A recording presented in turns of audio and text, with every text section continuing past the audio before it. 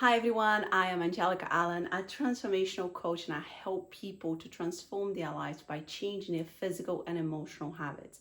I am a stage 3 bowel cancer survivor. I was diagnosed in 2018, and since then I've changed my whole entire life, and I feel the healthiest and the happiest I've ever been just by changing the habits. And today I'm going to be talking a little bit about the balance between pushing ourselves and respecting ourselves, especially while going through something quite serious and quite hard on your body, like I did during chemotherapy. Picture this: I was in bed for 5 days after my first chemo session. I was hooked up for 2 days, in the hospital for kind of a half a day, and then I would come home with a pump that would be slowly injecting chemotherapy in my body for 2 days. And then a nurse would come to my house, disconnect the pump, and then I would just be good to go for another 2 weeks until my next chemotherapy session. But that first session hit me so hard that as soon as the nurse disconnected myself, I couldn't even move. The way that she left in my bed is the way that I stayed. And I remember really grabbing to my life as hard as I could, because I didn't know if I was going to survive another day. It was really, I felt like an overwhelmed feeling of, I don't know if I can do this.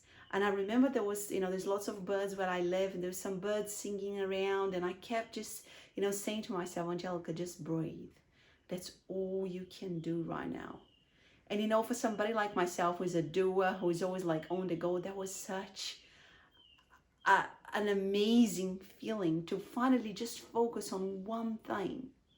And although it was one of the hardest times in my life, I just thought, oh my God, this is incredible. I am just here, just by focusing on my breath, I feel so present. And I remember thinking to myself, how did I get here? How did I run myself to the ground so much like this? How did I allow this to happen? My poor body, how did I do that? And that took me 5 days. Literally all I could do is to get out, go to the toilet and come back to bed. Get out, eating my food and come back to bed. I couldn't do much. And this was Sunday. By Wednesday, my husband said to me, hey, let's go for a drive. No, you haven't been out of the house.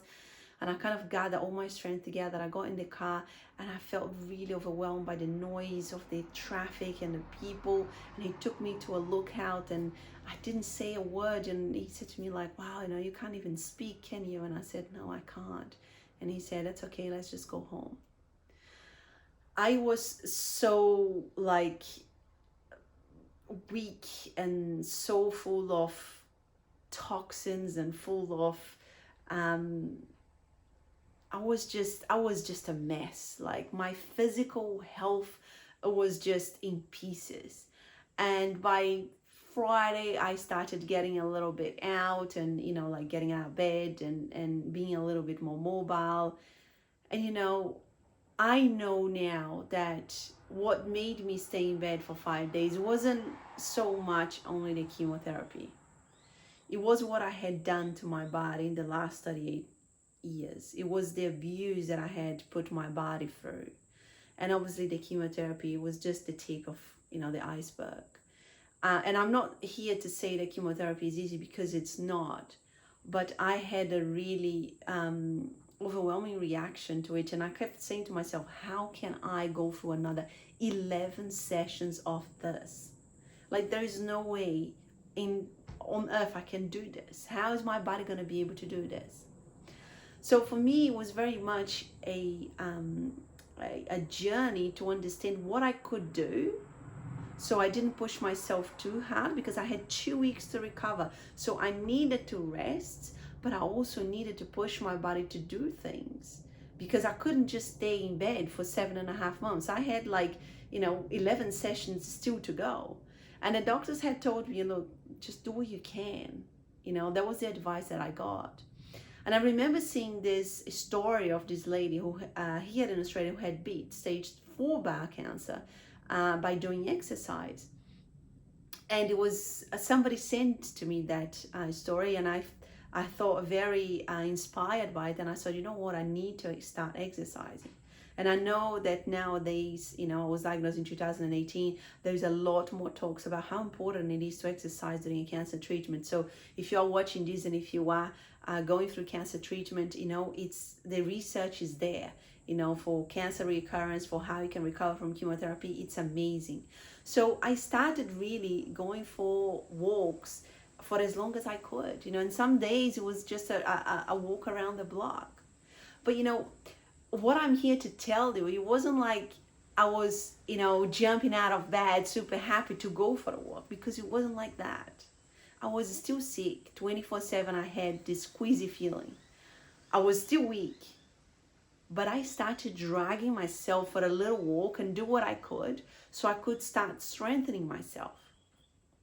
So it was that fine line of not pushing myself too hard, you know, especially for somebody like me who is a doer, who is a type A personality. I needed to learn that balance, because especially at the beginning, you know, on my best days, I started overdoing it and I would pay a big price on the next day.